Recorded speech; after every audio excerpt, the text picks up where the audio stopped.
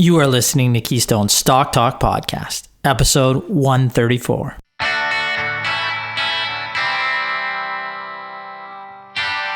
If this is your first time listening, then thanks for stopping by. This podcast is produced every week for your enjoyment, and show notes are found at www.keystocks.com. Come back often, and feel free to add the podcast to your favorite RSS feed or on iTunes. You can also follow us on Twitter at Keystocks and on Facebook or via our 24-hour streaming radio station, pennystocks.fm. And keep submitting your stocks via the usual social channels or at our website, keystocks.com, for our Your Stock AdTech segment. And we just might review your stock in an upcoming show and let you know if it is a buy, sell, or hold. This week, we start with a brief discussion regarding Warren Buffett's right-hand man's Charlie Munger's comments on trading platforms such as RobinHood. For the second week in a row, our star of the week is a company directly from our Canadian small cap growth stock research, Adcore Inc., symbol ADCO on the TSX Venture, a profitable digital advertising or AdTech company, which was recommended to clients just 1 year ago this month at 69 cents. Adcore shares jumped 47% this week, have jumped 138% this month, and are up 315% over the past year since our recommendation. Congrats to all clients who own this stock. In our Your Stock AdTech segment, Aaron answers a question on TripAdvisor Inc., symbol TRIP on the NASDAQ, one of the world's leading travel platforms. The website and app provides travelers with more than 878 million reviews on 8.8 million hotels, restaurants, airlines, cruises, and experiences. The stock has surged on optimism of travel normalizing over time. Has it come too far, too fast? We will let you know. Finally, Brennan answers a listener question on Jack Nathan Medical Corp, JNH, symbol on the TSX Venture, an omni-channel healthcare provider that builds turnkey, barrier-free medical and dental clinics in high-density centers in Canada and internationally. Does its growth by acquisition model offer potential value? We take a look. I'd like to welcome my co-hosts, Brennan and Aaron. How are you two doing? How was your week? Doing well. Doing well. Anything interesting going on in your lives? Absolutely nothing. Well, Brennan, sorry, I know there's nothing going on there. So. Whoa, wow. I mean, it feels like spring in Saskatchewan. Because it's minus 12 only? Exactly, yeah. It's starting so you guys to heat are out up there and, in your shorts and no shirt. T-shirts and Speedos on Pantless. And all. And yeah. No, it's good. I'm looking forward to it. I got the spring itch, there's no doubt. And The spring itch, eh? Spring itch, a spring itch in a Speedo. That looks really, that's an image I don't want to have. So, and Aaron, anything new with you? Thanks for that, Ryan. Thanks. Mm-hmm. You're welcome. Hey, he provided it. So, that's good. You can't write this stuff. No, anything new with you, Aaron? No, nothing. All good? Absolutely nothing at all. I didn't think so. Literally nothing. Well, no, you had some meat delivered ahead of the broadcast. I did. That's the most exciting thing. The meat delivery was the most exciting thing that's happened today so far. Actually, that's not true. I'm working on a U.S. Dividend special report. So let's get back to that meat delivery, though. Forget about the U.S. report. That's what people are. No, it is interesting. Is exciting we're when happy. I'm looking at companies and coming up with ideas and figuring out, how to put together a portfolio of U.S. dividend growth stocks and that's focused and gives people good exposure to different industries and some income and a growing stream of dividends. So that's about as exciting as it gets for me. And No, it is exciting though. We really do look forward to the reports. And myself and Brennan keeping busy. We interviewed a company this morning. Can't tell you, it's a new company, potentially new coverage coming through. The management team screened pretty well, so it was a good call. Yeah, I enjoyed it. Now, it was. Now, we're going to talk briefly at the start about Charlie Munger, the vice chair of Berkshire Hathaway, longtime business partner of Warren Buffett. He issued some strong condemnation of the businesses, he said, enabled the frenzy, or the recent frenzy of speculative trading by retail investors, namely the Wall Street bets, the GameStop, those headline that he's a 97-year-old investor. He's been around the block a few times, speaking during the Q&A period at the annual general meeting of shareholders of the Daily Journal Corporation in Los Angeles. He talked about the recent run-up in these heavily shorted stocks like GameStop. I'm going to read his comments here because I think they're pretty instructive. He said, that's the kind of thing that can happen when you get a whole lot of people who are using liquid stocks to gamble the way they would be betting on racehorses. And the frenzy is fed by people who are getting commissions and other revenues out of this new bunch of gamblers. And of course, when things get extreme, you have things like that short squeeze.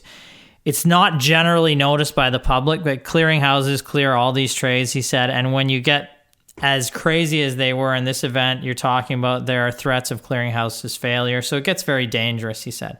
Now, he went on to say that it gets really stupid to have a culture which encourages as much gambling in stocks by people who have the mindset of racetrack bettors. And of course, it's going to create trouble, and we saw it do that, as it did, he says. He said he had a very simple idea on the subject. I think you should try to make your money in this world by selling other people things that are good for them, he said.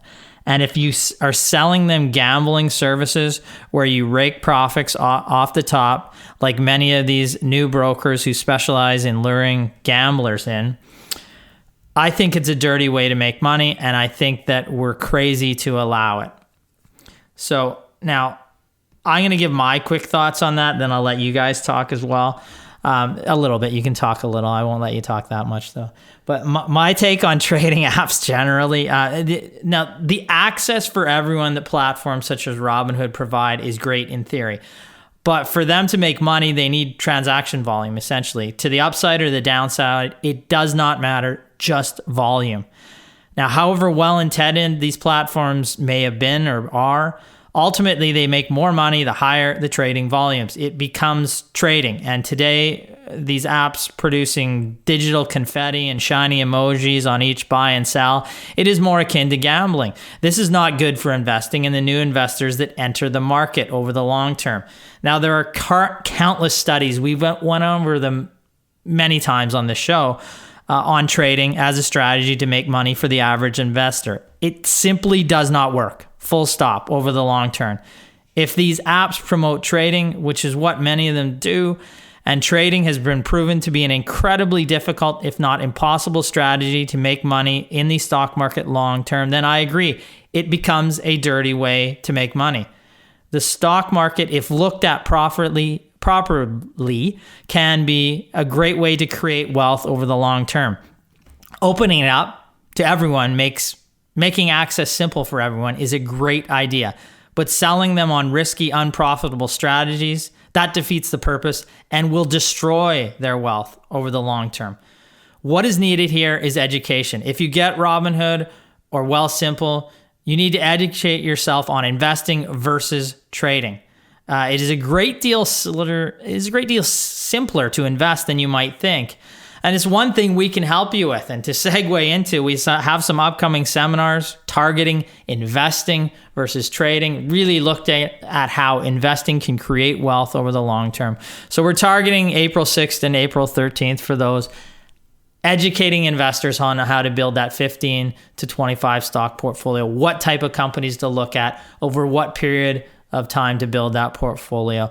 Really simply putting it together into a 2-hour segment with some Q&A at the end, like we always do.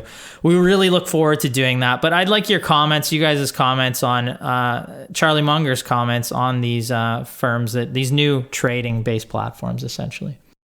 From my perspective, it's good that people are, getting some exposure to the market, because from a young age, even if you lose some money, at least you're understanding the market, seeing how it works, and hopefully that sets you up to, maybe invest properly for the future, sort of like a keystone approach. Now, back to like Wealthsimple, one thing that I found interesting about Wealthsimple is they have zero trading commissions all over their marketing campaigns, where they're telling traders, join us, zero trading commissions. Well, I didn't realize those zero trading commissions are actually only on stocks in Canada. So they're enticing people in with that, and then of course there's going to be trading commissions in the US, or if these individuals are trading U.S. stocks, and especially just like what we've seen recently with GameStop and all those companies, there are going to be trading commissions on those companies. So, they're kind of luring people in, saying you're not going to be trading any commissions. And then, they're slapping on the commissions on the U.S. stocks, where a lot of these, big spec names are. So, I kind of find that a little dirty. Now, as well with Wealthsimple, something else that I think is a little dirty too is they've got this marketing campaign right now where they're saying the top traded stocks in Canada right now. Realistically, people shouldn't really care too much about what stock is being traded the most right now by new users. They should be looking for profitability and cash flow and good growing businesses. Get rid of this nonsense and all this hype. Anyways, that's just my little rant and 2 cents. Yeah, I mean, like we said, inherently the platforms themselves aren't evil, or access for everyone is great. It's just they are set up to make money off the volume of trading, and it's just trading doesn't work over the long term. So, they're going to be induced to have people buy, sell, buy, sell, buy, sell. And yeah. That's just, your thoughts on that, Aaron? Well, I mean, there's a lot to unpack here, right? I mean, in this whole situation. So when he says that it's a dirty way to make money, I would agree that that's a dirty way to make money. He's referring to Wall Street bets, and in terms of the market manipulation, everybody colluding to drive these highly shorted share prices up, forcing people to cover those short positions. Yeah, I think he's more talking about the clipping that little percentage off, that RobinHood is making, for example, on these trades, and encouraging people to trade. Right. Yeah. Essentially. So that is a dirty way to make money. And honestly, there should be some regulation in terms of how you encourage people to trade. Versus invest. We try to educate on. If he's referring to it not being, or it should not be allowed, I'm not sure if he's referring to the marketing campaigns that encourage a trading and speculative attitude, or if he's referring to those trading platforms to begin with. But I mean, I will say that I don't necessarily have a problem with trading itself. I mean, some people like to trade. Most people that trade are not going to make money long term, and I think that it's a lot of work. But the thing that makes a market work, any market, including the stock market, is that the different participants in the market behave differently. If everybody was the same, if everybody was a value investor, or everybody was a growth value investor, or everybody was a specific type of technical analyst, trades wouldn't get done, right? You need people interacting with differences of opinion, different time horizons, different risk levels. So trading in and of itself is not necessarily something that I see is bad for the market. I actually think that it can have a positive effect on the market. But I certainly have an issue with companies that are offering these trading platforms engaging in highly persuasive marketing campaigns and actually encourage people to pursue investment strategies which probably aren't going to work out for them, and which they may not have pursued if not for these marketing strategies. So in that respect, I absolutely agree with them 100%. There needs to be regulation. And I mean, honestly, it's something that's it shouldn't be that complicated to regulate. I mean, you're not telling people what they can and can't do. You're telling large organized businesses that they can't manipulate people into making decisions that they know are probably not in their customers' best interests. I mean, to an extent. I mean, that's essentially what was done with the smoking industry, right? Other industries as well, as there was regulation on the way that they could advertise. So maybe that needs to be applied to this. Yeah, I mean, and there's an ad running out there right now that I've seen many times, just saying, I'm not going to say who it's from, but it says basically something to the effect of, I can buy a share in Air Canada for less than it costs to buy a salad right now. I mean, the question of, yes, you can not a share on a platform like that. I mean, a fractional share. Yeah. Well, it's expensive salad, but but the question should be, should you? Like, who cares if you can? The question is should you buy that? Should you and that's how you have to look at the markets. Just because you can buy a share in Air Canada for the same price as it costs to buy a salad, or, like that's a $26 salad or $25 salad, but should you be doing that? And that's the way you should look at investing. Should you be putting your hard-earned dollars behind the business of Air Canada or the business of any stock out there? And if you're just encouraged to buy it for the sake of buying and selling in and out of a company, that's not investing. So and this, if you believe the studies, which I do, and I've seen them out there and we've went over them many times, if trading doesn't work and these applications are encouraging average investors, people who have just started in the market, to trade, it's not the best way to make money, in my opinion. No, and I'll compare trading, and it's not going to end well for those people. No, for the vast majority, I would agree it's not going to end well. I would consider trading something akin to gambling, or even something that's maybe even closer to poker, where there's maybe there's some skill involved. There's a lot of risk. There's a lot of uncertainty. There may be some people, a small number of people, that are able to consistently make money off of it. Maybe not. But there may be. But the majority of people are not going to make money as professional poker players or professional gamblers. They may make money from time to time. They may enjoy doing it. And as long as they only spend as much money on it as that enjoyment is worth, and they're not seeing it as an investment, then I see nothing wrong with it. It's when you start confusing gambling with investing, and then you start making foolish decisions like putting more money than you can afford to lose in a highly speculative situation. When you put leverage into the equation, which these apps have the ability for you to do, is leverage and use options, and all of that is layering on risk onto risk. And for me, I just think that we can provide a level of education if somebody wants to have access. The access is good, but just because you can buy Air Canada doesn't mean you should. Just because you can buy Royal Bank, or just because you can buy XYZ Mining Inc. doesn't mean you can or should. You just need to look at it like an investment. You're plunking down your hard-earned dollars. Look at the business behind the symbol of all these and whether or not you want to own them over the long term. Because if you find the right companies, you can create wealth. The stock market could be a powerful wealth creator, but don't treat it like a game, because it's not. And more people will lose than win if you treat it like a game. That's the way I look at the markets. That's the way I've looked at it for 22 years. And can continue to evolve those strategies, and we'll talk about our strategies again in our April 6th and 13th seminars coming up.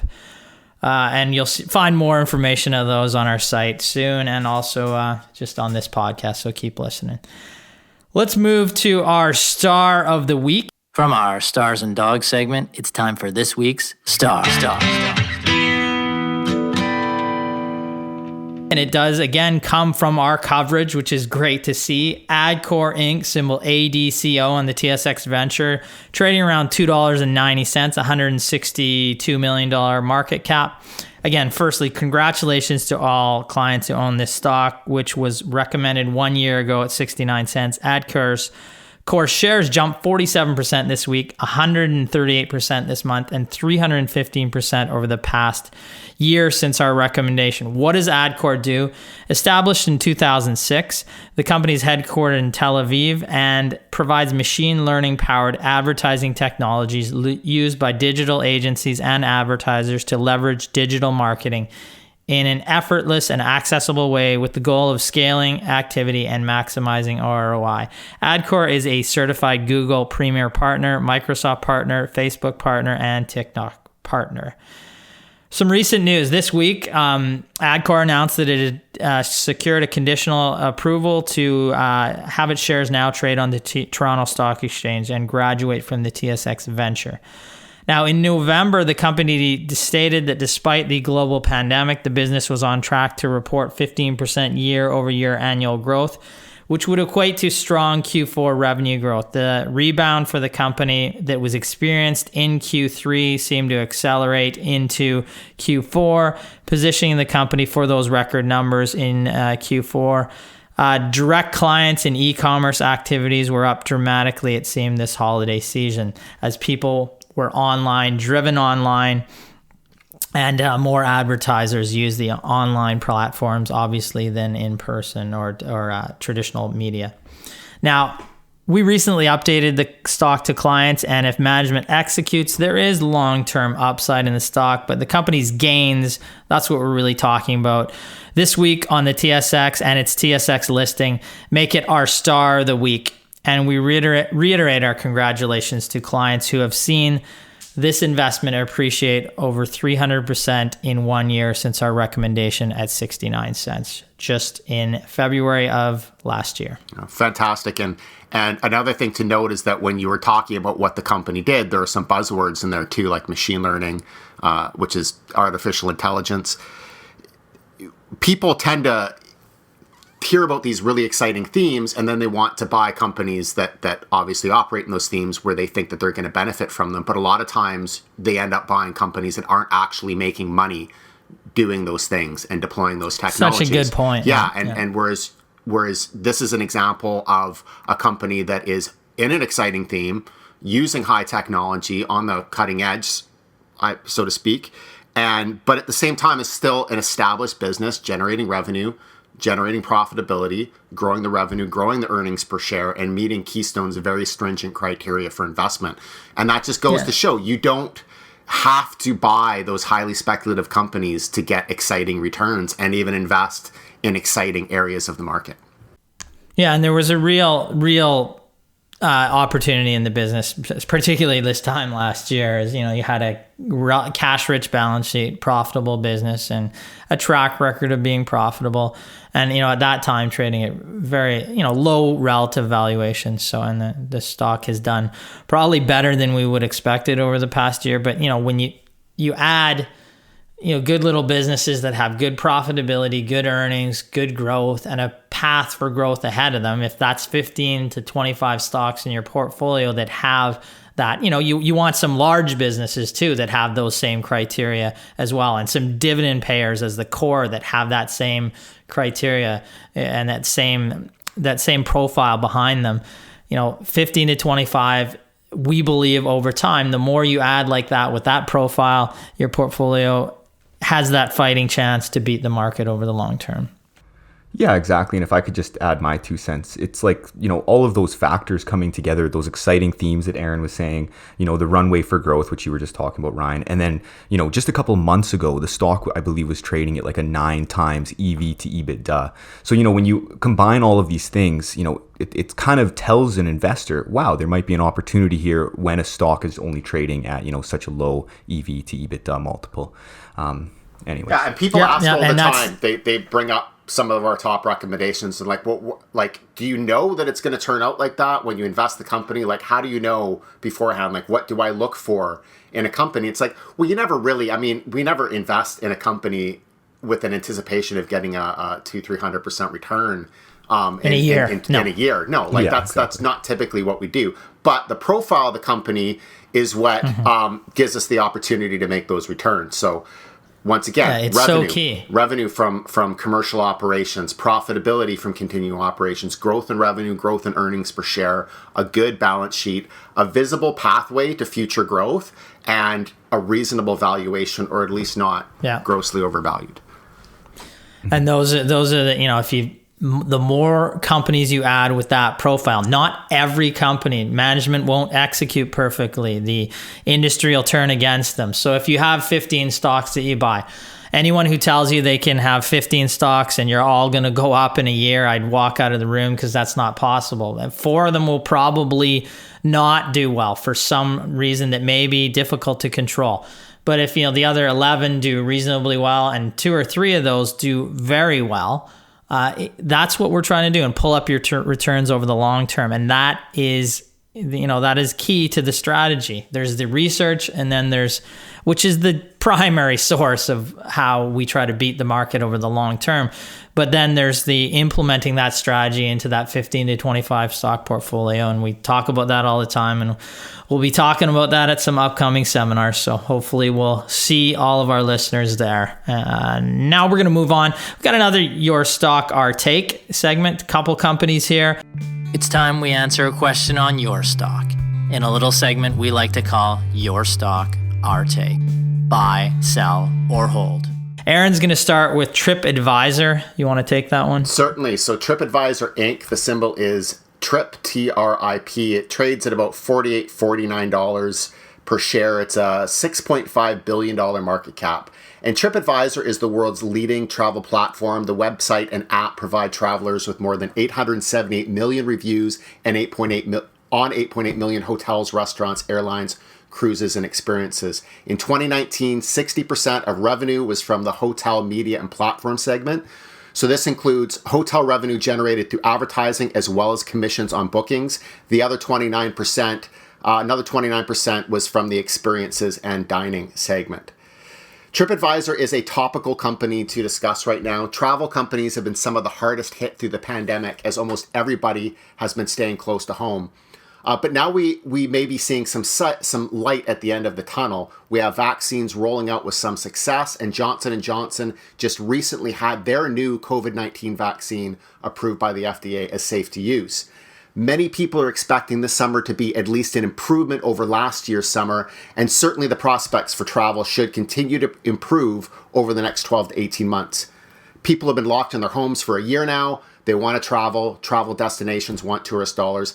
There's a big possibility of a boom in the travel industry once the restrictions get lifted. Where does this leave the travel companies? In the case of TripAdvisor, investors appear optimistic, although maybe a little too optimistic. TripAdvisor could have been a star this week as the stock price is up 29% over the last 5 trading days and 120% over the last 12 months. It is not a surprise to us, however, that these share price gains have not been the result of improving financial performance. Q4 results were released on February 18th. The revenue was down 65% for the quarter, down 61% for the year. The company reported a loss of $167 million for the year compared to earnings of $250 million in the previous year, 2019. These numbers are not a surprise. We know that the industry is suffering, and we absolutely expected to see big drops in revenue and negative earnings until things recover. The surprise to me is where the share price is today. The stock price today is back where it was trading in November of 2019. This is pre-pandemic. The company today is trading at the same price it traded at when it was reporting more than double the revenue, was producing positive earnings and free cash flow, and when there was none of the uncertainty associated with the pandemic. Clearly, investors are looking forward, and the assumption that financials will start to improve substantially over the next 12 to 18 months, I think is reasonable. However, I don't think it's reasonable to assume that revenue and profit will be back up to pre-pandemic levels during this period. It is possible, but there's still too many unknowns to bet on that. And even if revenue and earnings do fully recover, you're still paying a significant valuation at the current price relative to pre-pandemic earnings. Investors also have to consider the fact that there was very little to no growth in revenue and earnings in the few years leading up to the pandemic. The company's share price actually peaked in 2014 and has been on a fairly consistent slide downwards even before the pandemic was a factor. Investors have to ask themselves what they are buying and what they're paying for it. I have little doubt that TripAdvisor's revenue and earnings will recover quite a bit over the next 1 to 2 years, but it's fairly clear that this recovery is already being factored into the share price, and honestly, I don't see any value here. Yeah, I would agree. I looked at those financials over the past, like if you look from 2017 to 2019, 1.55 billion in revenues 2017, 1.6 in 2018, then 1.56 in 2019. So literally no growth over that period. And yet it's trading at right back to where it was pre-pandemic. There wasn't growth in this business over the 3 years prior to that. So getting any type of growth multiple and recovering beyond basically where you were pre-pandemic, it really doesn't make much sense to me. Like there is, like you said, there will be a return to more positive revenues. They will recover, but you've already had the share price and the valuation on the business is where this business was prior to the pandemic. It doesn't make much sense. Yeah, I agree. I think a lot of people are going to be scared to kind of get back into traveling too. Like I know from my parents, for example, you know, I know that they're definitely going to be taking a long break from traveling here for a while. That's a good point. Yeah, you see that. For example, I'm taking a trip as soon as I can. Like Ryan, you're with me, right? We're going down to Vegas or something. We're going. But we're getting the Brennan, hell out of here. Too. But that's a good point, though. A lot of people might not be comfortable doing it, right? Even when restrictions are lifted and vaccines are widely available. So, tourism's going to recover. It doesn't recover 100 to 100% of the pre-pandemic level. The point you were making too is even if they return right to pre-pandemic levels, if everybody starts traveling again, I mean, there's going to be pent up, right? But if they return, it's still at or above those levels already in a business that didn't have much growth, so or at all. So yeah, not a company that we see value in at this present point. So Brennan, you're going to take away the next segment. It's time we answer a question on your stock in a little segment we like to call Your Stock, Our Take. Buy, sell, or hold. You've got a look at an interesting kind of microcap company, Jack Nathan Medical Corporation. Yeah, so Jack Nathan Medical Corp, JNH, on the TSX Venture Exchange, currently trading at a price of 85 cents and has a market cap of around $67 million. Now, Jack Nathan Medical Corp is an omni-channel healthcare provider that builds turnkey, barrier-free medical and dental clinics in high-density centers in Canada and internationally. The company delivers a seamless patient experience, whether the patient connects online from a mobile device, a laptop, or in one of its state-of-the-art clinics within the Walmart footprint. JNH currently has about 76 clinics across Canada and owns and operates 6 clinics in Mexico with another 50 in development.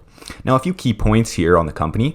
The business has actually been located in Walmart since 2006, which I think is pretty interesting. And it's planning on expanding its operations to Europe, Asia Pacific, and Mexico through both organic growth and M&A. Now, J&H also launched its telehealth virtual care on March 17th, where they are promoted on Walmart's website.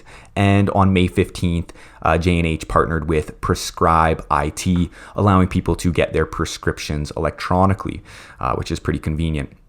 Now, just looking at the company's financial results for Q3 of 2020, revenue was approximately $993,000, up about 3.5% from the same quarter last year. Adjusted EBITDA was down 55% to $110,000 from $246,000 this time last year. And earnings were a loss of about $150,000 this quarter, down from a gain of $336,000 this time last year. So just kind of bouncing in and out of profitability there. The balance sheet does look healthy with net cash after leases and debt of approximately $5 million, and trailing normalized EBITDA for the 2020 fiscal year is approximately $1.07 million, providing an EV to EBITDA multiple of approximately 58 times, which I would say is getting pretty pricey. Even if the company can gear into some growth in 2021. Now, looking at the growth opportunities going forward, the company does plan to open up new clinics in Canada and internationally. And like I said, with 50 new clinics in development in Mexico. It also plans to leverage technology such as e-commerce with Walmart.ca, e-prescriptions, patient scheduling, and at-home healthcare to help support organic growth. Now, to conclude on J&H, I like the company has a great partnership with Walmart, which should pave the way for future growth. And it does have an aggressive growth strategy in Mexico regarding the 50 additional stores in development. But I would certainly like to question management and get an idea of what sort of growth figures they are expecting for 2021 and when these additional clinics will actually be operational. Now, I also like that the company has been adding telehealth and online prescriptions to its offering, giving it sort of a little bit of a health tech play as well. And it's also a benefit that the company can increase its marketing exposure on Walmart.ca, which of course is of benefit. Now, financially speaking, J&H has a great balance sheet. They have been growing modestly year over year, but it does trade with a pretty pricey EV to EBITDA multiple. Now, all in all, if the company can ramp up growth in 2021, it's interesting. But I think that it's definitely pricey right now on what kind of income the company is generating. Yeah, no, it's Ryan, I thought you said this was an interesting company.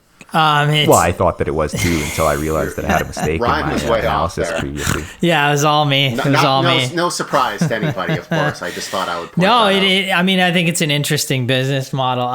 The 50 companies less than there. $1 million in revenue for the last quarter. Pardon? Less than $1 million in revenue for the last quarter. Hey, I was going on some other valuations that I saw from someone else that I have to now take behind the shed and beat. No, I'm kidding. No, but I mean, let's be honest. There'd be, if we interviewed management, some of the questions, if you're doing growth by acquisition, what I would do is say, how many Walmarts can you go in? How many are you in now? What's the growth runway in Canada? What's the growth runway in Mexico? These are the things that we'd be asking management. What multiple are you paying for all these? What multiple are you trading at? Sometimes if a company's trading at a high relative multiple to the companies that they are actually acquiring, if they can acquire them at very reasonable prices, it's actually better than them trading at really low valuations. Although investing right now, we'd like to see it at a more reasonable multiple in the market. It's certainly a company we'll monitor, but there is a pricey multiple on the stock right now. We'd have to see a jump up in terms of adjusted EBITDA or profitability before Jack Nathan made our criteria. I think that's going to end us off for this week. I'd like to thank my co-hosts, Brennan and Aaron, for hosting with me. I'd like to encourage you to keep sending your questions into our Your Stock, Our Take segments, to our Ask Us Anything segment, and to our segments where we do the case for and case against individual businesses or just compare two together. Send those in and we'll endeavor to get to them over the next podcast. Okay, thank you very much. I wish everybody out there profitable investing. Thanks, everyone. Profitable investing.